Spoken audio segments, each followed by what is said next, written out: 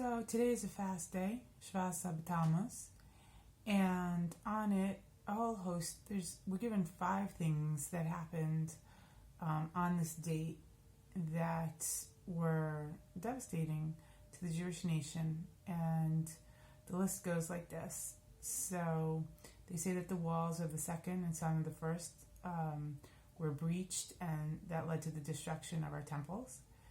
And there was the Korban Tamid, which was a sacrifice that we were to do constantly, twice a day, every day. We couldn't do that anymore. There was Moshe, when he came down from the mountain, broke the 2 luchot. And then also we're told that a Torah scroll was burned, and there was an idol put into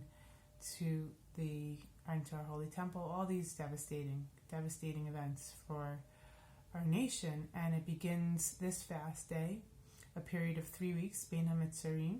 It's 3 weeks of mourning and difficulty till we reach Tisha B'Av, which we sit and we mourn and we cry for the destruction of our temple. And then after the 3 weeks, we get up and resume normal life after having this period of mourning, which hopefully was filled with a lot of introspection and helps us to, return to life in a more meaningful way that hopefully will lead us back to building our nation strong and powerful, to getting back to where we're supposed to be. So I think we need to just take a quick look, and I really think all these things are, very much related. And I think we can start with the beginning, and if we want to go in chronological order, when Moshe broke the tablets. Now we know Moshe broke the tablets because he was up the mountain for 40 days, and when the nation miscalculated, they brought the golden calf, and they sang and danced and partied, doing all sorts of things that were not pleasing in the eyes of God. And when God told Moshe, go down, because the nation has made the golden idol, and he saw what was going on, he just threw the luchot down, in essence, and broke them. Because you'd have to imagine that everything that he went up there to bring the people to serve God, and everything that is moral and ethical, he saw the desecration of all that, and I'm guessing, must have thought, what good is all this for people like this, for people who know that I'm going up to bring them down the Torah, and then they fall, and they act in such ways that are antithetical to the Torah. So, that's the beginning of where it goes wrong. And I think that this is really telling about our nation. I mean, we wait. We understand what days are now in the coronavirus, that each day, is long. And imagine 40 of those days like that we're sitting and waiting. I think we have a better idea of what that feels like now. And when they miscalculated, it was difficult, and they just felt like giving up. Why do this anymore? And looking for other options. And that's when they gave up, that's when everything went downhill really, really fast. And I think that connects. We're told pretty much after that, when they were about to build the Mishkan, to do this Korban Tamid.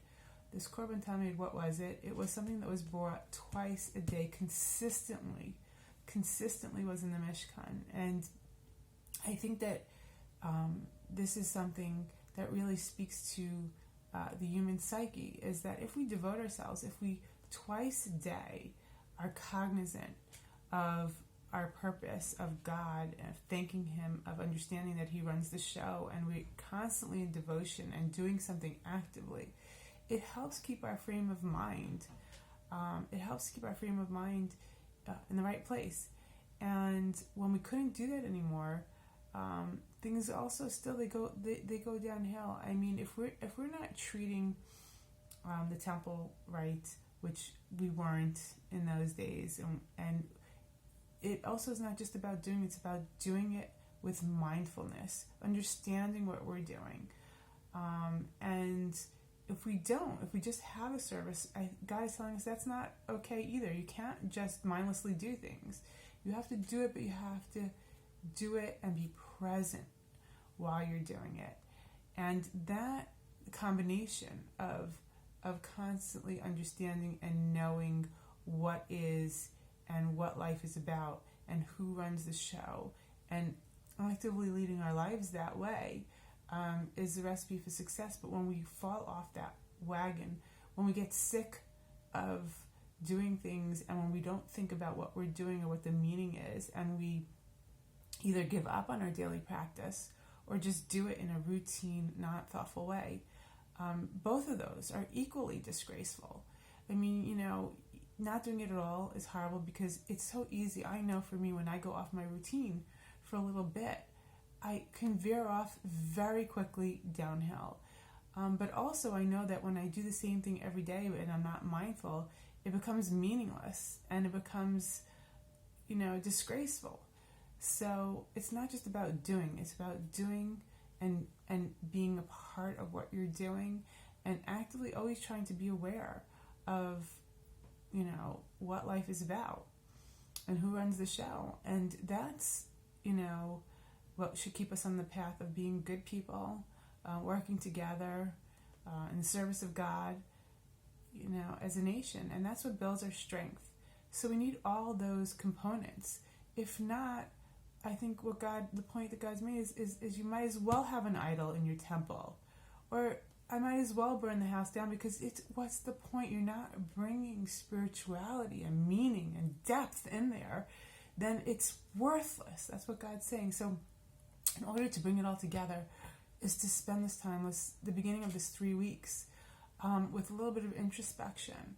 Unfortunately, we're going through difficulties, and we understand.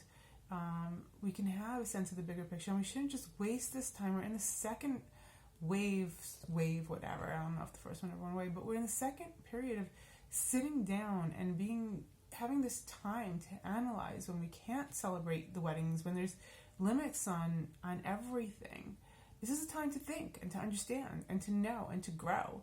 And if not, it's not going to get better. We're not just waiting for this, like the 40 days, just waiting for the end. We're waiting to build something better.